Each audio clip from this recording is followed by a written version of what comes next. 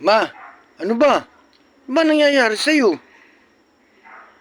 Umiinom ka naman ng gamot hanggang ngayon, parang nagbabago sa'yo. Malatang malata ka. Ano ba nangyayari? Sa kakakita mo naman, oh. Latang lata ka talaga, oh. Stress na stress ka ba? Ma, dadali na kita sa ospital. Ha? Kasi tinan mo naman, oh. Kinakabahan ako sa'yo. Umaga, pinainom ka ng gamot. Tanghali, pinainom kita. Ngayon, pinainom kita, latang-lata ka pa rin. Ano, tatawagan ko na si Tita Erika saka Tita Andrea para daling ka namin sa ospital. Ha? Latang-lata ka na, ma. Ano ba? Alam pagbabago. Ma, napalitaan ako. Ano? Buntis daw yung anak ni Ate Becca.